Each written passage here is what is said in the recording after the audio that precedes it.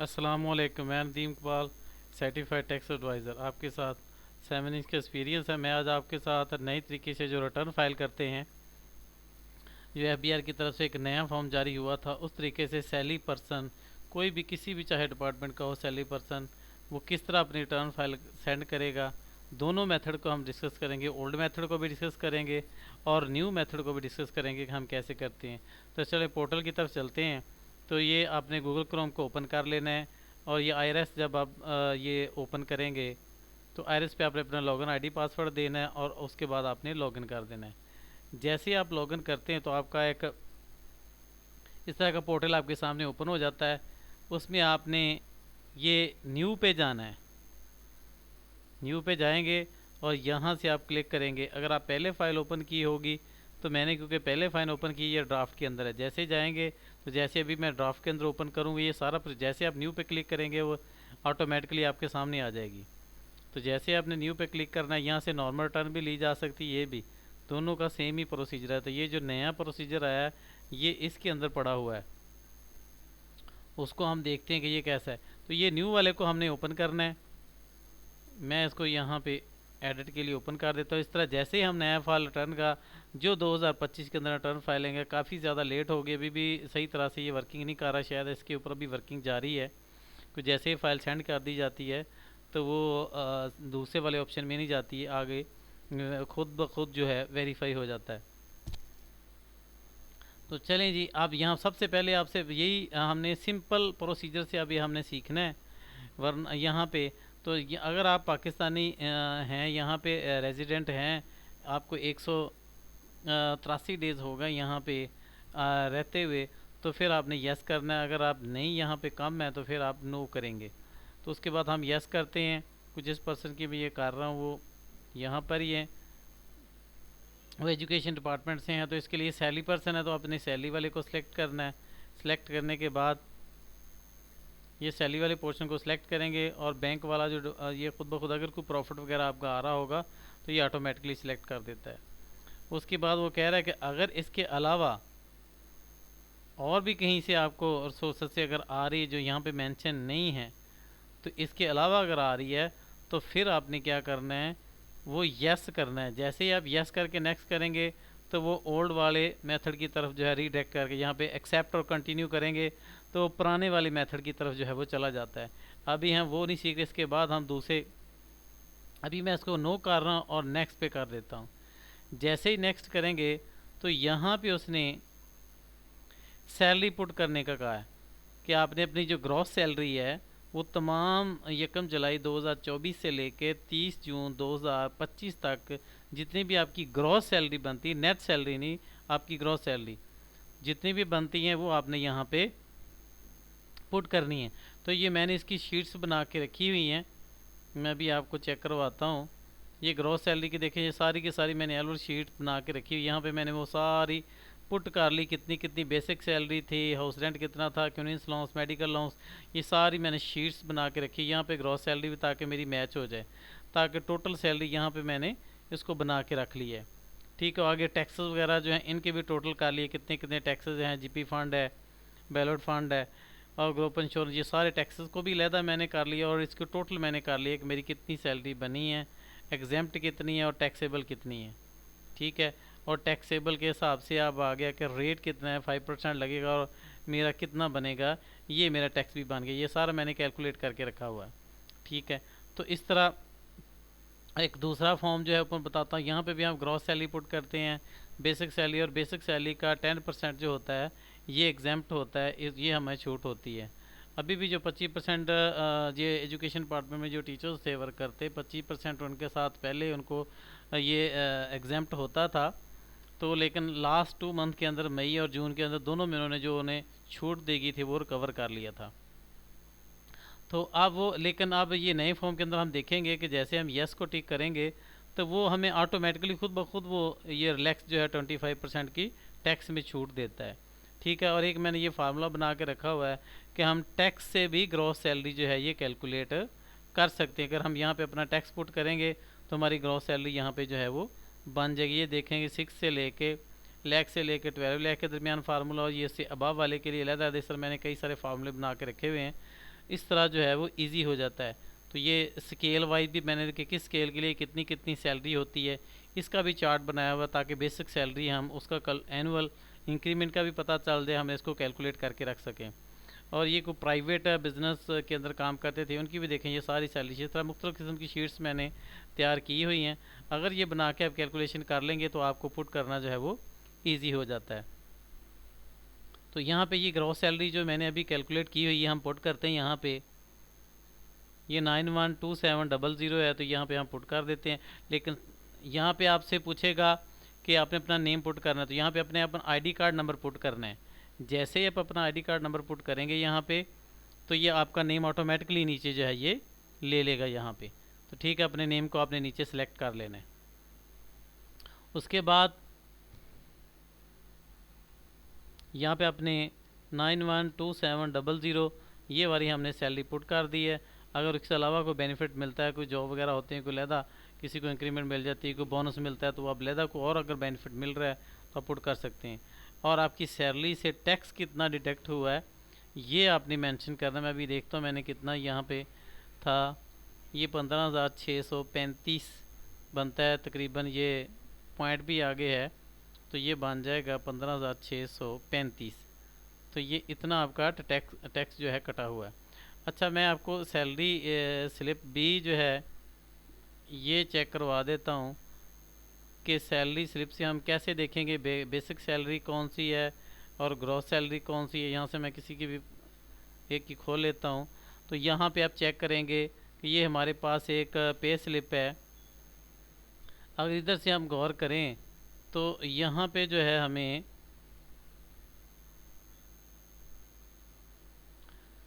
ये basic salary यहाँ पे दी हुई है। जैसे इनकी आ रही है बेसिक सैलरी, स्केल इनका 15 है और बेसिक सैलरी इनकी जो है वो 37,780 है। बाकी ये 1500 मेडिकल अलाउंस है, डिफरेंट किस्म के होते हैं। कुछ इनको क्वालिफिकेशन अलाउंस मिल रहा है और कुछ इनको ढाकर लीव जो है मुख्तलिफ़ किस्म के, ये पर्सनल अलाउंस दिया हुआ है। हाउस रेंट कितना है 2349 है, ये सारी। और आपने जो सैलरी तमाम जितनी भी साल की स्लिप्स होती हैं इनको इकट्ठा करके ये जो इस साइड पे सैलरी होती है यहाँ लिखा होता है साथ ग्रॉस सैलरी, इन तमाम सैलरी को आपने 1 जुलाई 2024 से लेके 30 जून 2025 तक सारी सैलरी को आपने क्या कर लेना है, इकट्ठा कर लेना है। और ये डिडक्शन भी बता रहा होता है और ये साथ पे जो टोटल नेट सैलरी बनती है डायरेक्ट डिडक्शन वगैरह करके। अब यहाँ पे देखें ये टोटल हमें पहले यहाँ पे 25% छूट एग्जेम्प्ट होता था, लेकिन क्योंकि लास्ट 2 मंथ के अंदर सबको पता है कि उन्होंने ये वाला जो टोटली हमसे रिकवर कर लिया था। और ये यहाँ पे जो है 15,635 जो है हमारा टैक्स आया और टोटल जो है इतना उन्होंने रिकवर कर लिया। तो यही हम पुट करते हैं इनकी, मैं यहाँ पे ये बना रहा हूँ रिटर्न। तो ये 15,636 हमारी सैलरी जो है ये पुट की गई है। तो इसी को हम आप जो है डिस्कस करते हैं। ये सैलरी स्लिप मैंने आपके सामने दिखाई है। तो अब हम जाकर यहाँ पे 15,000 हमारी थी, 15,000 कितनी इसकी थी हम यहाँ पे देख लेते हैं। हाँ जी, 15,636 थी, तो ये हमने यहाँ पे पुट कर दी है। इसके अलावा हमने देखना है कि ये जो बेसिक सैलरी अलाउंस जो एग्जेम्प्ट होता है, ये मेडिकल अलाउंस जो होता है ना, ये बेसिक सैलरी का 10% होता है। अभी जो मैंने फार्मूले से यहाँ पे भी ये देखो, ये हमने कैलकुलेट वगैरह करके रखा हुआ है। तो ये यहाँ पे हम आगे कोर्स वगैरह कर स्टडी में, वहाँ तो एक दोस्त ने ये सैलरी चार्ट भी हमें अपने तरीके से बनाया था।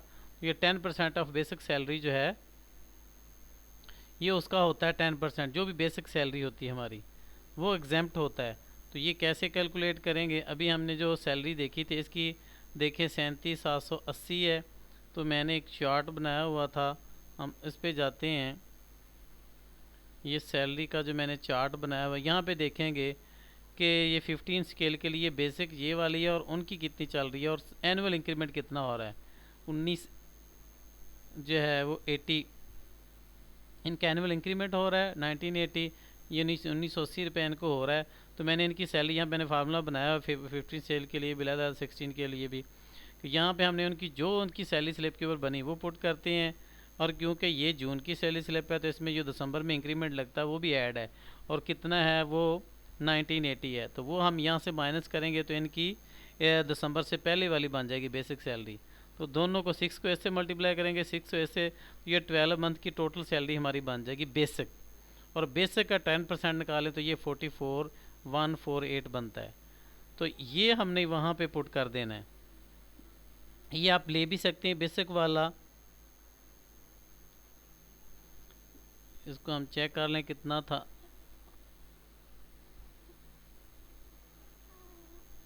हाँ जी, यहाँ पे 44,148, 44,148 ये हम यहाँ पे ले सकते हैं। मेडिकल के अंदर हमें होती है कि जो बेसिक हमें मिल रहा है वो टोटल जो होता है 15 हमें 100 मिलता है मेडिकल अलाउंस जो होता है, तो 1500 को अगर मल्टीप्लाई करें तो वो टोटल 18 बनता है, 15 को अगर मेडिकल अलाउंस। तो जो बेसिक का 10% निकाले ये है, तो इसलिए हमें ये वाली जो है सैलरी ये इसके अंदर हम ऐड कर लेंगे, और ये 40% जो हमें ये 10% जो है बेसिक सैलरी का ये हमें मिल जाएगा एग्जाम्पशन के अंदर।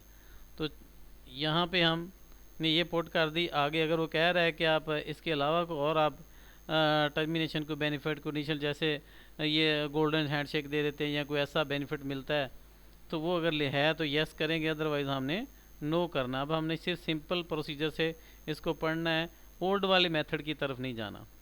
यहाँ पे कहता है कि ये वाले आपका अकाउंट के अंदर इतना बैलेंस पड़ा हुआ है, अगर इतना ही है इसको do you want to pre edit, मैं कह रहा हूँ कि इसको मैंने एडिट करना है, ये नहीं चेंज करना है।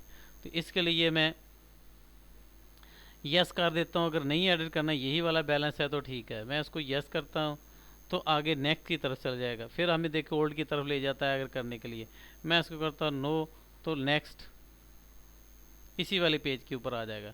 अब बता रहा है कि टोटल आपकी रिडक्शन एडजस्टेबल के अंदर कितनी हुई है, फाइनल टैक्स के अंदर इनको बैंक से प्रॉफिट जो है वो लगा हुआ है, क्योंकि ये इनकी सेविंग अकाउंट है बैंक का, तो इसलिए इनको 115 रुपये जो है ये लगा हुआ, तो ये भी इसके अंदर देखिए यहाँ पे ऐड हो गया है। तो टोटल टैक्स इनका ये वाला जो है, और उसके बाद फाइनल टैक्स है कुछ, तो ये टोटल ऐड करके उसने दोनों को कंबाइन कर दिया है। यानी ये पहले वाले कॉलम को भी इसको भी एडजस्टेबल, और ये जो एक्स्ट्रा टैक्स इनका कटा हुआ है ये ए बी के अंदर बी के अंदर, ये दोनों को उसने कंबाइन करके फाइनल लिख दिया है। फिर वो कह रहा है इसके अलावा मसलन कोई और टैक्सेस वगैरह आपके कटे हुए हैं, मसलन ये सिम वगैरह हम यूज़ करते हैं डिफरेंट कंपनी की जायज़ यूफोन, तो इसमें हम बैलेंस वगैरह डुलाते हैं तो वहाँ पे भी हमारा टैक्स कटता है, तो वो भी ऐड अगर करना चाहो वो मैं लहदा अगले जब हम सिंपल फॉर्मेट के अंदर जाएंगे तो फिर येस करके आगे जाएंगे तो वो ओल्ड वाले की तरफ जैसे जैसे येस करके नेक्स्ट करेंगे तो ओल्ड वाले की तरफ हमें रिडायरेक्ट करके ले जाता है। लेकिन अभी हम ओल्ड की तरफ मेथड की तरफ मैं कह रहा हूँ तो वो नहीं है, सिर्फ यही वाला है। उसके बाद यहाँ पे आपने गौर करना है कि देखें वो कह रहा है यहाँ पे सेकंड के अंदर कि आपको जो रिलीफ ये मिल रहा है कि फुल टाइम टीचर या रिसर्चर है, यही वाला पहले ओल्ड के अंदर होता था, तो ये अगर नो करेंगे तो अब नहीं मिलेगा आपको 50, ये 25% था टोटल हमारा जो टैक्स बनता है टैक्सेबल इनकम के ऊपर। तो यहाँ पे मैं येस कर देता हूँ, तो अभी जो सैलरी मेरी लास्ट पे मैंने ये 15,600 कितनी लिखी थी, तो उससे ऑटोमेटिकली वो काट के हमें रिफंडेबल के अंदर ले जाएगा। ठीक है, तो ये येस कर देना है। इसके अलावा कहता है को ट्यूशन फ़ीस अगर आपके बच्चे हैं तो आप येस लिखेंगे, जैसे येस लिखेंगे तो वो कह देगा कि कितने बच्चे हैं, तो मैक्सिमम 2 चिल्ड्रन की ये भी एग्जेप्शन हमें अवेलेबल होती है कि 2 बच्चों की आप फ़ीस वगैरह पे कर रहे हैं, और 60,000 पर चिल्ड्रन होता है, तो 60 जितने आपके चिल्ड्रन हैं उस हिसाब से, क्योंकि 2 तक हम कर सकते हैं तो वो तकरीबन 120 तक चली जाएगी। अभी मैं यहाँ पे इसकी नो कर रहा हूँ। उसके बाद आगे वो कह रहा है कि इसके अलावा किसी और एरिया के अंदर अगर रिलीफ आप लेना चाह रहे हैं तो आप यस करेंगे तो फिर ओल्ड वाले में चल जाएंगे, वरना हम नो करके नेक्स्ट की तरफ चले जाते हैं। तो जैसे नेक्स्ट की तरफ जाएंगे तो आगे आपके पास एक फॉर्म ओपन हो जाएगा। वो कह रहा है कि आपके एसेट्स के अंदर इतना जो है ये इंक्रीज़ हो चुका है, 6 लैक्स है 35 41 जो है ये, क्योंकि इतनी इनकम वगैरह से जो भी डिडक्शन वगैरह जो चीज़ है वो यहाँ पे। उसके बाद आपने आ जाना है कि आपकी बैंक अकाउंट की यहाँ पे डिटेल दी हुई है, कैश इन हैंड कितना पड़ा हुआ, बैंक की यहाँ पे डिटेल दी हुई है। उसके बाद मोटर व्हीकल का दिया हुआ है, या कोई प्रॉपर्टी वगैरह की है आपके जितनी प्रॉपर्टी है उसकी डिटेल दी हुई है, ये आप डिडक्शन वगैरह इसके अंदर ऐड कर सकते हैं। अगर कोई पुरानी वाली प्रॉपर्टी होगी तो वो आपको ऐड करने के लिए कहेगा कि दोबारा एक नया फॉर्मेट आपके सामने शो करेगा, तो वो आप उसको इस तरह जो है वो ऐड करेंगे। मसलन यहाँ पे देखें एडिट के लिए आ जाता है, तो पुरानी वाली प्रॉपर्टी भी आपको शो करवाएगा और नई वाली भी। ये दोनों को आपने लहदा प्रॉपर्टी के अंदर डिस्क्रिप्शन लिख दें, क्या है, टाइप कौन सी, रेजिडेंशियल है, स्क्वायर फुट कितना है, और उसके बाद नीचे उसकी पुट करेंगे कितने स्क्वायर फुट की है, और उसकी आपने डिक्लेयर करनी है अप्रॉक्सीमेट कॉस्ट वैल्यू कितनी है। कंट्री कौन सा ऑटोमेटिक सेलेक्ट आ जाता है, प्रोविंस सेलेक्ट करेंगे, डिस्ट्रिक्ट सेलेक्ट करेंगे अपना जो भी है, तहसील करेंगे, और उसके बाद आपने जो है उसका एड्रेस लिख देना। एड्रेस लिखने के बाद हाउस का नंबर लिखना है और सेव कर देना है। तो इस तरह ये दोनों जितनी भी प्रॉपर्टीज़ आपकी लहदा ऐड ओल्ड की होगी, नए के लिए तो दोबारा यहाँ से नया ऐड करना होगा। तो ऊपर ऐड के पे चले जाएंगे, जैसे ऐड आइटम पे जाएंगे तो यहाँ पे बैंक का अगर अकाउंट आपने करना है तो बैंक के लिए नेक्स्ट करें, तो ये बैंक का IBAN नंबर और आपका क्लोजिंग बैलेंस कितना है, सिर्फ इतना देना है और आपने इसको नेक्स्ट कर देना है, ठीक है। और उसके बाद अगर मोटर व्हीकल के लिए आप पुट करना चाह रहे हैं तो ये पुट करें, यानी नया अगर फर्स्ट टाइम आप कर रहे हैं, ओल्ड होगा तो पहले ऑलरेडी ये चीज़ें नीचे मेंशन कर रहा है।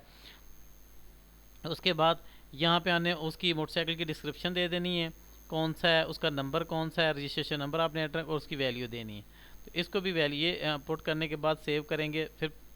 तो अभी क्योंकि ये चीज़ें हमने नहीं करनी, मैं वैसे आपके लिए बता रहा हूँ।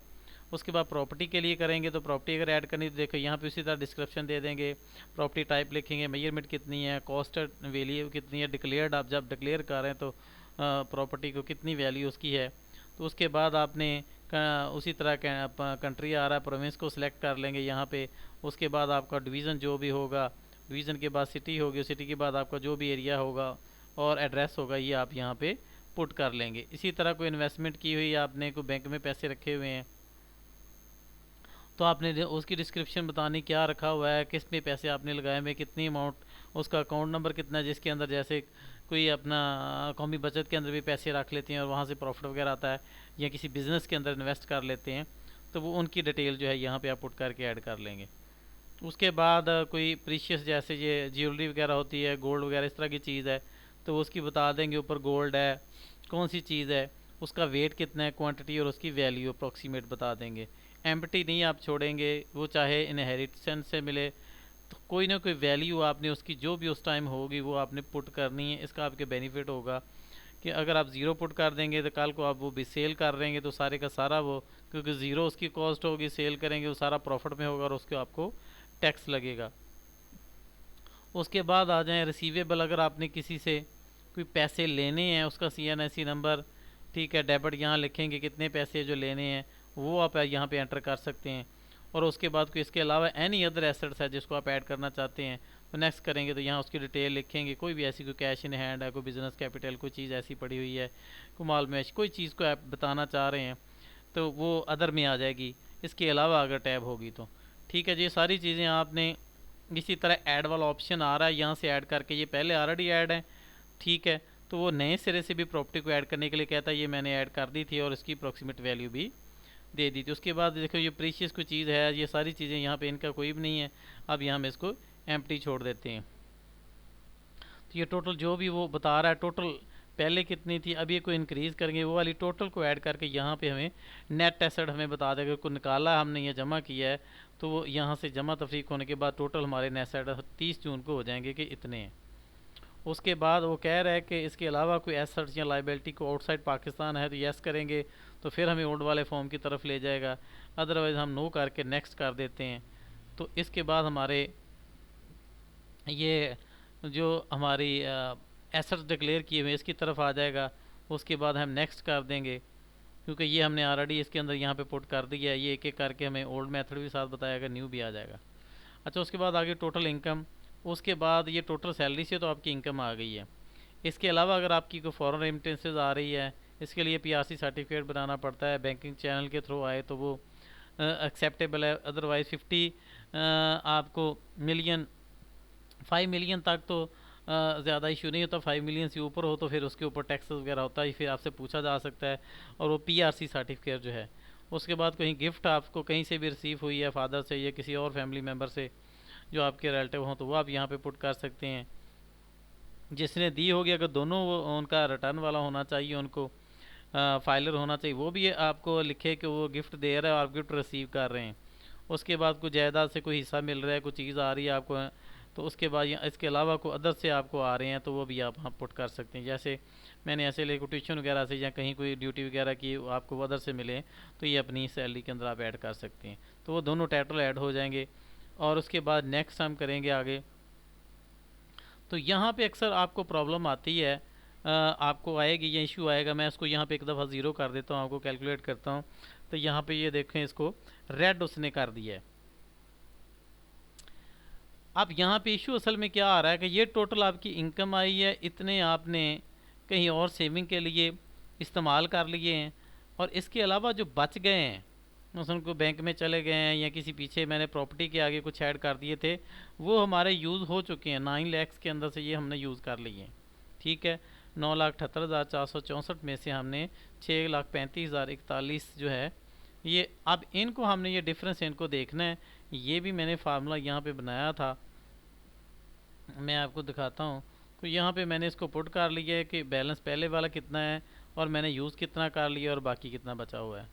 तो ये वाला अगर हम सही यहाँ से दोनों को मनफी करके कैलकुलेट करेंगे, सारे अखराजात के अंदर हम डाल देंगे, तो यहाँ पे वैसे अगर पुट करेंगे तो ये रेड रहेगा और नेक्स्ट वाला बटन की तरफ नहीं हमें लेके जाएगा, ठीक है।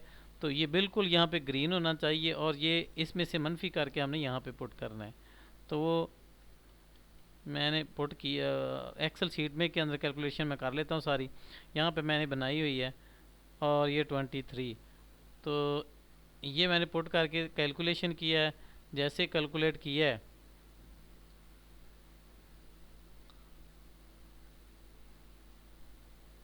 अच्छा जी, मैंने ये वैल्यू जो है ये आगे वाली पुट करनी थी, हाँ जी ये वाली पुट करनी थी, क्योंकि मैंने 50 वाला भी इसमें ऐड करना था। तो ये आ जाएगी 39, 34, 23, 39।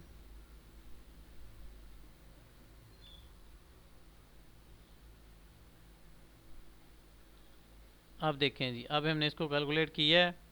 ये था फैमिली, जो भी एक्सपेंसेस वगैरह हैं ये यहाँ पे हम अपने पुट करेंगे टोटल। जो आपने सेविंग कर ली, पीछे हमने कोई बैंक में सेव कर ली, इसके अलावा जो भी बचे हुए हैं वो हमारे एक्सपेंसेस के अंदर चले जाएंगे। तो ये हमने एक्सपेंसेस सही पुट करेंगे, इसको इससे माइनस करके तो फिर सही आएगा, तो फिर हम नेक्स्ट आगे जा सकते हैं। तो ये प्री फील्ड वो हमें करके दे देता है फार्मूले से कि टोटल आपकी इनकम कितनी है, और उसके बाद चेंज इन नेट एसेट के अंदर जो भी पीछे आपने एसेट के अंदर कुछ सेविंग कर ली है, वहाँ पे अगर कोई चेंज आई है तो वो माइनस कर देगा, और जो बाकी बचे हैं वो आपने खर्चने, वो कहाँ पर्सनल एक्सपेंसेस के अंदर हैं या कोई फैमिली कंट्रीब्यूशन के अंदर आपने दिए हैं। ये या 50,000 मैंने लिख दिया कि फैमिली को सपोर्ट के लिए दिया है, तो ये मैंने यहाँ पे ऐड कर दिया था। तो यहाँ पे देखें, गिफ्ट अगर किसी से ली हुई है, दे रहे हैं आपको, तो वो यहाँ पे आप पुट कर देंगे, और अदर से कहीं भी आ रही तो यहाँ पुट, और उसके बाद आप नेक्स्ट करेंगे तो वो आपको ये टोटल हमें बता देगा कि देखें जी आपका रिफंडेबल, हालांकि अभी कोई और लहदा तो नहीं इतना ज़्यादा, देखें टैक्सेबल बनता नहीं रिफंडेबल, क्योंकि 15,000 हमारी ये बनती थी, कुछ 215 रुपये ये कितने समथिंग थे इसके, वो हमारा बैंक से आया था। तो ये उसने हमें बता दिया टैक्सेबल थी, और क्योंकि 25% मैंने वो टीचर्स वाला यस किया था, तो इस वजह से उसने हमें वो 25% जो थे वो छूट उसमें उसने एग्जाम्पशन जो है वो शामिल कर ली। तो ये रिफंडेबल के अंदर उसको ले गया, और कुछ मेडिकल हमने भी की थी वो भी उसने इसके अंदर कैलकुलेट कर ली। तो यहाँ तक हम पहुँच गए। अगर पूरी डिटेल आपने देखनी तो नीचे देखें, ये सारी हमें दिखा रहा है टोटल नॉर्मल टैक्स आपकी इनकम कितनी थी उसका, अब उसके बाद आपके फाइनल टैक्स आपको कितना बना, उसके बाद ये सारी आपको एग्जाम्पशन जो थी वो मैंने मेडिकल की 10% निकाल ली थी, और ये सारे कॉलम्स को उसने ऐड करके हमें ये बना दिया कि ये आपकी टोटल जो इनकम आई है। और उसके बाद जो हमने डिफरेंट जगहों पे वैल्यू जो है वो पुट की थी एसेट्स के अंदर, वहाँ से वो कुछ माइनस होगी, डिडक्ट होने के बाद टोटल उसने मेन टैक्सेबल हमें बता दिया कि ये जो माइनस के अंदर आ रहा है क्योंकि हमने इजाफी टैक्स उसको पे किया है। टैक्स हमारी लाइबिलिटी इतनी बनती थी, इतना हमने पे किया हुआ है, और ये हमारा जो है ये रिफंडेबल के अंदर चला जाएगा। और यहाँ पे ये देखें, ये हमें सारी तफसील बता रहा है नीचे। अब यहाँ पे हम क्लोज करके फिर उसी तरह कर देते हैं। यहाँ से आप डाउनलोड भी कर सकते हैं अपनी पीडीएफ, उससे पहले ही वाच करने के लिए अच्छी तरह से तसल्ली करने के बाद आपने सेंड करना है। मैं आपको कंफर्म कर रहा हूँ आखिरी स्टेप पे आ गया है, और उसके बाद मैं सबमिट टैक्स रिटर्न की तरफ चला जाऊँगा। तो जो भी मेरा रजिस्टर्ड फ़ोन नंबर होगा जो मैंने एफबीआर के अंदर दिया हुआ, थोड़ा सा हिंट भी हमें बता रहा है कि लास्ट पे आपके ये डिजिट आते हैं, उस पे आपको 6 डिजिट का एक कोड जो है वो रिसीव हो जाएगा। 5 मिनट उसने टाइमिंग दी ओटीपी जो है। तो जैसे आप यहाँ पे पुट करेंगे, मैं अभी क्योंकि सेंड नहीं करना, मैंने यहाँ पे पुट करेंगे, आपकी वो सबमिटेड के अंदर चली जाएगी। सबमिट वाले ड्राफ्ट में पहले पड़ी होती है, ड्राफ्ट से आपके सबमिट वाले बॉक्स के अंदर चली जाएगी। ठीक है। और अगर मैं इसको वापस आना चाहता हूँ, भी मैं अभी सेंड नहीं करना चाहता क्योंकि आपको कोड चल गया, सेंड करेंगे, मैंने कई सारी सेंड कर दी, इसी तरह आपने यहाँ पे कोड आपको रिसीव होना है, जैसे रिसीव होगा आप यहाँ पे पुट करेंगे तो वो सबमिटेड वाले बॉक्स में चली जाएगी। मैं इसको अभी सेव करके यहाँ पे मैं क्लोज़ करता हूँ। अच्छा, क्योंकि अनलॉक की हुई है, अभी मैं अनलॉक को पहले ओपन करता हूँ और फिर मैं इसको सेव करके जो है ये क्लोज़ करूँगा फाइल को।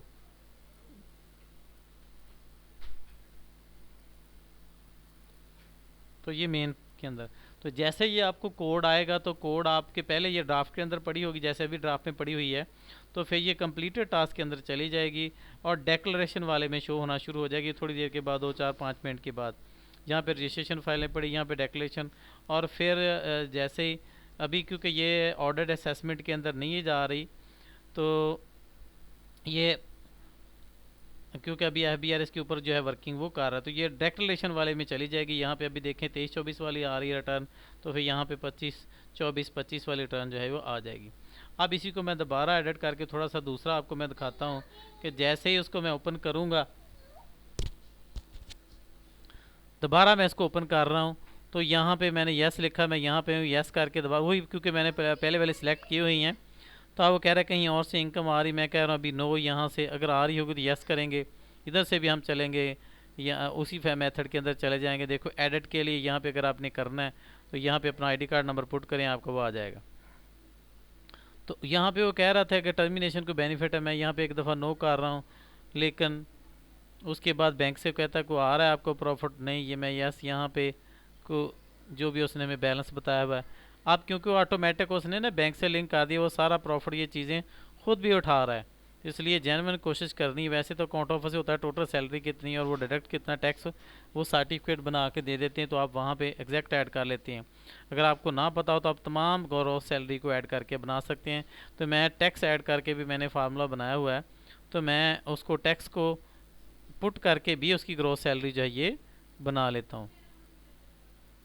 अच्छा जी, उसके बाद यहाँ पे टैक्सेस वाले के अंदर जाना है। मैंने कुछ विद होल्डिंग टैक्स जो है ना सिम वगैरह से कटा था वो ऐड करना चाहता हूँ, इसलिए मैंने अभी सबमिट नहीं किया, आपको सिंपल प्रोसीजर बता दिए। और उसके बाद मैं यहाँ पे यस करके नेक्स्ट करता हूँ, तो देखो वो हमें ओल्ड मेथड की तरफ ले जाएगा। अगर हम ओल्ड मेथड में चले जाएंगे तो फिर आपके फ़ोन के ऊपर कोड नहीं जाएगा ओटीपी वाला, फिर जस्ट आपने जो पिन बनाई हुई वही। तो ये देखिए ओल्ड मेथड के अंदर आ गया, जो जो मैंने उधर चीज़ें पुट की हुई थी वो सारी की सारी यहाँ पे जो है वो आ रही हैं। चार्जेबल टैक्स के अंदर ये टैक्सेस की सारी टैब है। अदर कोई रिसोर्स से फॉरेन इनकम आ रही है, एग्रीकल्चर इनकम है तो उसको आपने पुट कर देना है, कोई फॉरेन से आ रही है, ये सारी देखें वो वाले बिजनेस के अंदर वाले बिजनेस वाले में। अभी सिर्फ हम सैलरी के बारे में बात कर रहे हैं। तो ये टैक्स चार्जेबल के अंदर एडजस्टेबल के अंदर जाके आप चेक करें तो ये ऑटोमेटिकली यहाँ पे देखो एडजस्टेबल के अंदर आ रहा है हमें उसने वो टोटल। और ये सैलरी वालों के लिए, एम्प्लॉई के लिए अंडर सेक्शन 149 होता है, जहाँ पे हमने जो भी टैक्स हमारी सैलरी से पहले डिडक्ट हो जाता है यहाँ पे हमने पुट करके कैलकुलेट करना होता है। उसके बाद और भी टैबों को चेक कर लेंगे। टैक्स रिडक्शन के अंदर हमने चेक करते हैं कि यहाँ पे आप देखें कि टीचर्स के लिए कह रहा था यहाँ पे 25% जो है आपकी सैलरी का निकल के यहाँ पे आ जाएगा।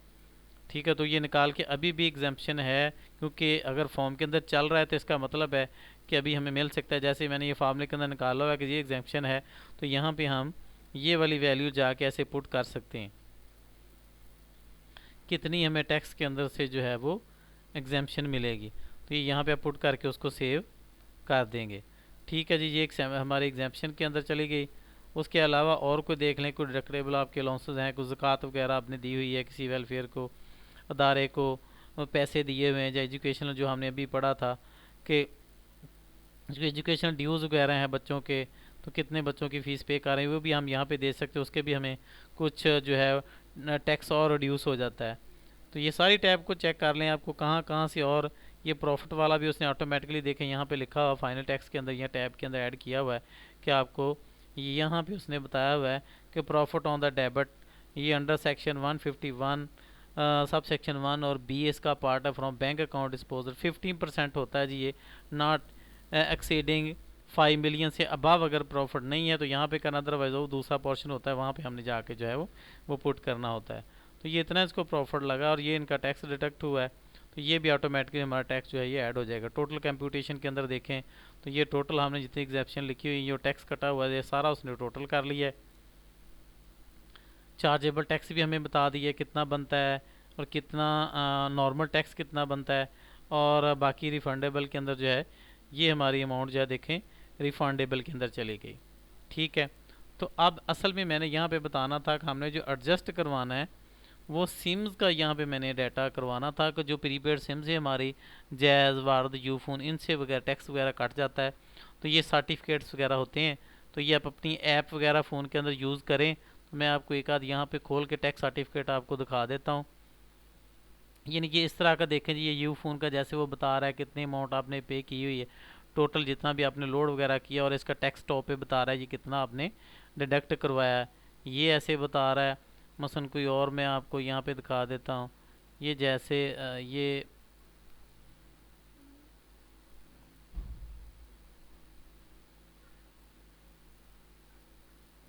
अच्छा इस तरह की ये टैक्स वगैरह ना ऐप जैज़ की, यू फ़ोन की, इजी पैसा सब की आप ले सकते हैं। और वहाँ से ये मैंने एक शीट के ऊपर इनको बनाया हुआ टोटल सैलरी थी। तो ये आप नीचे चलते जाएंगे, ये अंडर सेक्शन के अंदर नीचे लास्ट पे सिम वगैरह का इंटरनेट के कनेक्शन जो है ना ये एडजस्टेबल टैब के अंदर ही है। तो यहाँ पे हम लास्ट पे ले जाएंगे, ये देखो इलेक्ट्रिसिटी बिल है वो हम यहाँ पे उसके अगर टैक्स वगैरह आपका इंडस्ट्रियल कोई है जिस पे आपका टैक्स काटा, जैसे 25,000 से ज़्यादा अगर बिल आए तो फिर हमें घरेलू पे लगता है, अदरवाइज जो कमर्शियल होता है उस पर तो जितने भी टैक्स हो उसके ऊपर टैक्स आता है, इनकम टैक्स। तो यहाँ पे देखें जी प्रीपेड टेलीफोन का आ गया है, इस पे हमने जाना अंडर सेक्शन 236(1)(b) इसका जो दिया हुआ है कि सिम कार्ड वगैरह से अगर आपका कोई टैक्स वगैरह है, तो यहाँ पे हमने इसको प्लस वाले बटन पे क्लिक करना है। मैं यहाँ पे इनके नंबर वगैरह लिखा हुआ था, मैंने एक फ़ाइल के अंदर इसको सेव किया हुआ है। तो यहाँ पे मैं देखता हूँ कहाँ मैंने, यहाँ पे मैंने इसका नंबर लिखा था, साथ कंपनी भी लिखी हुई है। ये नंबर मैं यहाँ से कॉपी करता हूँ और उसका यहाँ पे रेफरेंस नंबर पुट करता हूँ, और नीचे मैं बता देता हूँ कुछ जायज़ है।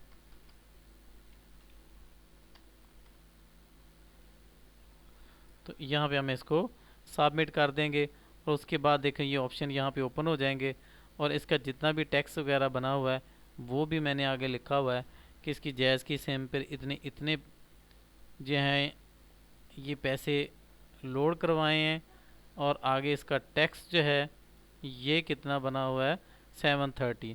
तो ये और ज़्यादा हमारा जो है रिफंडेबल की, अगर आप कोई और अदर इनकम शो करवाना चाहते हैं तो ये लाजमी आप ऐड किया करें। तो जितनी यहाँ पे प्लस मसन इसको मैं आप कैलकुलेट करता हूँ तो ये भी वहाँ पे जाके सेव देखें पहले से ज़्यादा रिफंडेबल हो जाएगा। उसके बाद हमने और एक सिम को ऐड करना है, तो यहाँ पे रेफरेंस नंबर देंगे, दूसरी कोई भी जो आपने जो आपकी सिम्स वगैरह होगी सारी दे सकते हैं। ये यू फ़ोन की है, तो यहाँ पे मैं इसका नंबर वगैरह कैलकुलेट करता हूँ, यहाँ पे नंबर पुट कर देता हूँ, यहाँ मैं लिख देता हूँ यू फ़ोन का, और इसके बाद इसका भी बॉक्स ओपन हो जाएगा,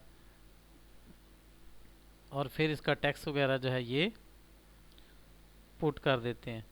तो इस तरह ये मैंने दो थी इसलिए मैंने नॉर्मल वो जो नया मेथड था उस मेथड में इसको मैंने सबमिट नहीं करवाया था, ताकि मैं ये वाला टैक्स भी ऐड कर दूँ। विद होल्डिंग टैक्स जो बैंक से प्रॉफिट लगता है वो भी ऐप ऐड वो तो ऑटोमेटिकली आ जाता है।